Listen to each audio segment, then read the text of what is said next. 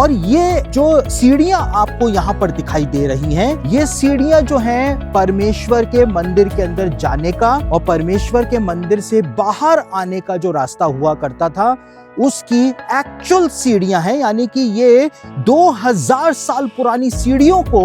आप इस समय यहां पर देख रहे हैं। और इसीलिए इस बात को माना जाता है कि यीशु मसीह भी जब परमेश्वर के मंदिर के अंदर जाता था, परमेश्वर के मंदिर में से बाहर आता था, तो इन्हीं सीढ़ियों के ऊपर यीशु मसीह ने भी अपने कदमों को रखा होगा और यीशु मसीह भी इन्हीं सीढ़ियों से परमेश्वर के मंदिर के अंदर प्रवेश करता होगा, इन्हीं सीढ़ियों से बाहर आता होगा।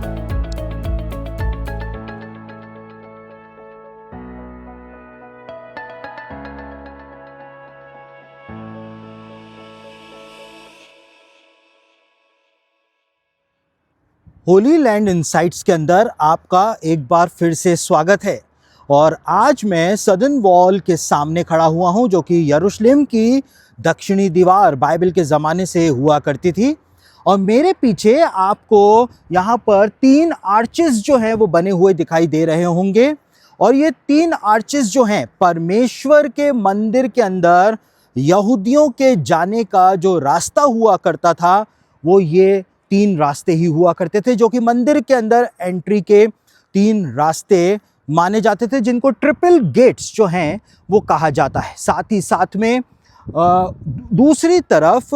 परमेश्वर के मंदिर से बाहर निकलने के लिए डबल गेट्स हुआ करते थे, जिसके कुछ अवशेष जो हैं वो हमको आज भी यरूशलेम की इस दक्षिणी दीवार पर, सदर्न वॉल पर देखने को मिलते हैं। वहाँ पर हमको एक आर्च बना हुआ आज दिखाई देता है, जिससे हमको पता चलता है कि बाइबल के ज़माने में उसी जगह के ऊपर डबल गेट्स जो हैं वो पाए जाते थे, जो कि मंदिर से बाहर निकलने का रास्ता हुआ करता था।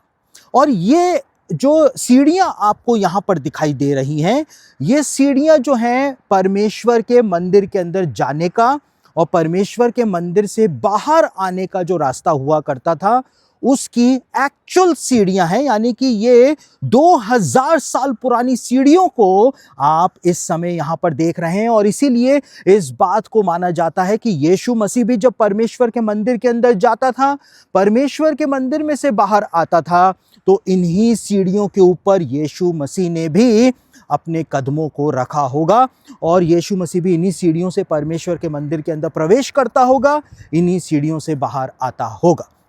लेकिन रोमन सेना ने जब 70 एडी के अंदर यरूशलेम का विनाश किया, परमेश्वर के मंदिर का नाश किया, तो ये पूरा का पूरा दक्षिणी दीवार जो थी, इसको भी रोमन सेना ने नष्ट कर दिया था और सब कुछ उन्होंने नेस्तो नाबूद यहाँ पर कर दिया था। 1967 तक, जब तक कि यरूशलेम इजराइल के अधिकार में नहीं आया था, तब तक ये पूरी जगह जो थी वो कूड़े के अंदर दबी हुई थी। यहाँ पर पूरे शहर का कचरा फेंका जाता था। किसी को भी नहीं पता था कि 2000 साल पुरानी जो मंदिर की सीढ़ियां हैं, जिनको राजा हेरोदेस के द्वारा बनाया गया था, वो 2000 साल पुरानी सीढ़ियां जो हैं इस मलबे के अंदर दबी हुई हैं। और ये सारे अवशेष जो कि खोद करके 1967 के बाद निकाले गए हैं, ये सब यहाँ पर कूड़े के अंदर दबे हुए थे, जिनको आर्कियोलॉजिस्ट ने अब खोद करके निकाल लिया है। और इनके बाहर निकलने के बाद, जैसा कि लिखा हुआ है, यशाया के द्वारा भविष्यवाणी यरूशलेम के लिए की गई थी कि परमेश्वर प्राचीन यरूशलेम को एक बार फिर से अपने प्रकाश के अंदर लेकर के आएगा।